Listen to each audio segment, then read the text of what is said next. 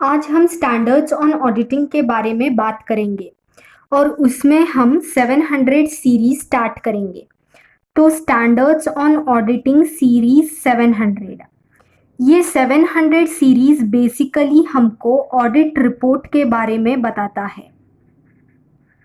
हमको audit report कैसे तैयार करनी है, what all should be included in audit report, उसका फॉर्मेट क्या होना चाहिए, किस टाइप के ओपिनियंस दे सकते हैं हम, वो सब ये हमको ऑडिट रिपोर्ट 700 सीरीज में पता चलता है।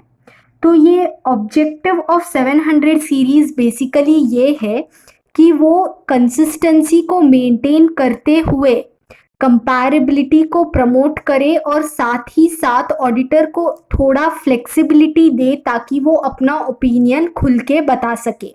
ओके, तो अब हम स्टार्ट करते हैं SA 700 जो कि है forming an opinion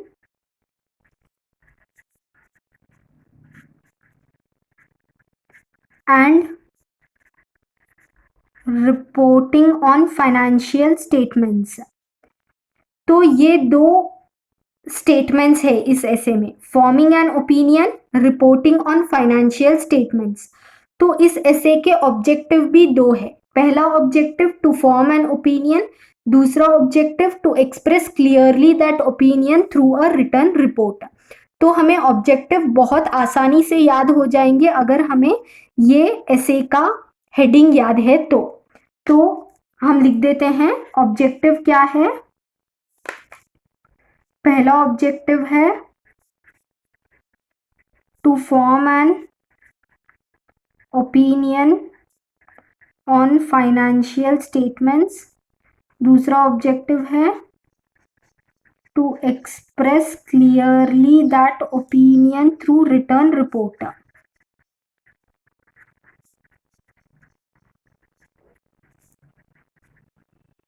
through return report, ये तो हमने बात कर ली ऑब्जेक्टिव की।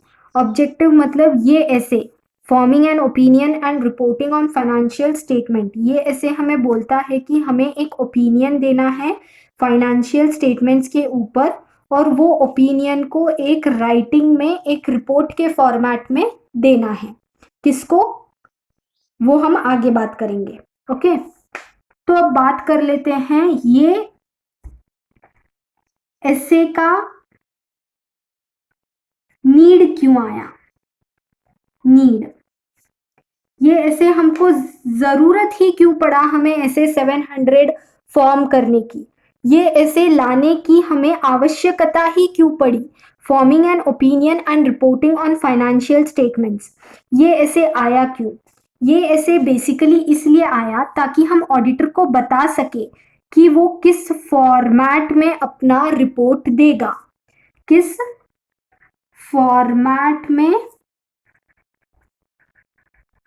अपना ओपिनियन देगा, ये बताने के लिए हमें ये ऐसे लाना पड़ा। ओके, अब ये ऐसे का पर्पस क्या है। पर्पस बेसिकली हमने पहले भी डिस्कस किया कि ये ऐसे का पर्पस है कि कंसिस्टेंसी, कंपैरेबिलिटी, साथ ही साथ फ्लेक्सिबिलिटी को प्रमोट करना। अब क्यों प्रमोट करना है कंसिस्टेंसी, कंपैरेबिलिटी और फ्लेक्सिबिलिटी को, तो इसे थोड़ा डिटेल में समझते हैं। देखो, अगर कंसिस्टेंसी होगा किसी भी चीज में तो जो उसे पढ़ रहा है उसे आसानी होगी समझने में कि वो एक्चुअली क्या बोलना चाहता है। एग्जाम्पल के लिए ले लीजिए लेटर राइटिंग। लेटर, जब हम फॉर्मल लेटर लिखते हैं तो हम एक फॉर्मेट फॉलो करते हैं, टू, फ्रॉम, फिर सब्जेक्ट, रिस्पेक्टेड सर मैडम, फिर हम हमारा प्रॉब्लम बताते हैं, फिर उसे उन्हें बोलते हैं कि काइंडली डू दी नीडफुल, फिर उन्हें धन्यवाद करते हैं और फिर लास्ट में ग्रीटिंग देके अपने लेटर को कंप्लीट कर देते हैं। ऐसे फॉर्मेट में लिखने से क्या होता है, सामने वाले को जब भी वो लेटर मिलता है वो पहले देखता है किसने लिखा, फिर सब्जेक्ट क्या है, क्या बोलना चाह रहा है ये लेटर में, उससे उसे आसानी हो जाती है कि समझने में कि ये सामने वाला बोलना क्या चाहता है।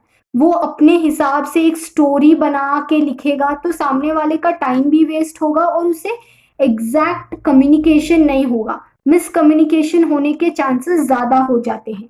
तो इसीलिए कंसिस्टेंसी को प्रमोट करने के लिए एक फॉर्मेट दिया गया है। फॉर्मेट। अब कंपैरेबिलिटी क्यों चाहिए? ताकि हम पता कर सके कि कौन सी कंपनी अच्छी है।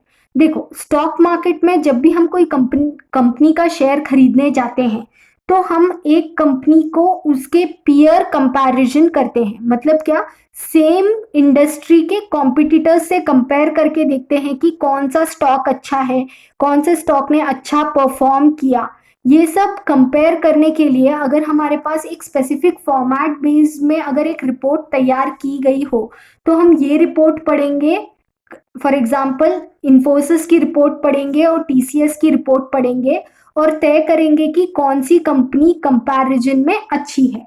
तो ये हमें कंसिस्टेंसी और कंपैरेबिलिटी से डिसीजन मेकिंग में हेल्प होता है। किस में हेल्प होता है? डिसीजन मेकिंग में हेल्प होता है। अब फ्लेक्सिबिलिटी क्यों चाहिए? एक फॉर्मेट दे दिया, उस फॉर्मेट में तुम रिपोर्ट लिखो और दे दो, बस है। फिर फ्लेक्सिबिलिटी क्यों लाई गई? अगर समझो ऑडिटर को बस अपना ओपिनियन दे दिया हो गया, ऐसे नहीं होगा। ऑडिट रिपोर्ट में एक कंटेंट आता है कि ऑडिट मैटर्स पैराग्राफ।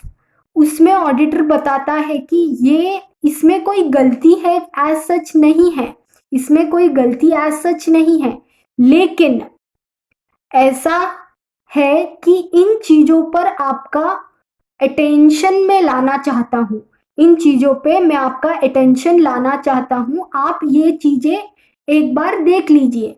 मतलब जैसे एसेट्स को इन्होंने इतने वैल्यू पे परचेज किया, या तो डेप्रिसिएशन का बेस इन्होंने ये लिया, ऐसे सब चीजें हमें की ऑडिट मैटर पैराग्राफ से पता चलती है। ये हर रिपोर्ट में दूसरा दूसरा हो सकता है।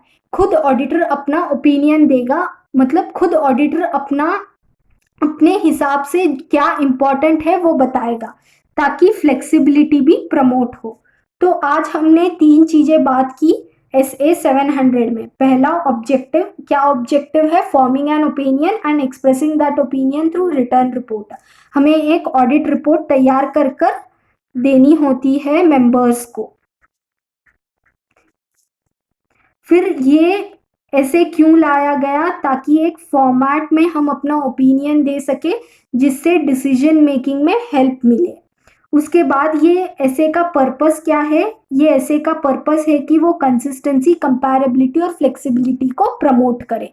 Is it clear? समझ में आ गया सब? तो आगे की चीजें अब नेक्स्ट क्लास में हम लोग क्या बात करेंगे वो हम एक बार देख लेते हैं। नेक्स्ट क्लास में हम लोग देखेंगे कि on what the opinion is given।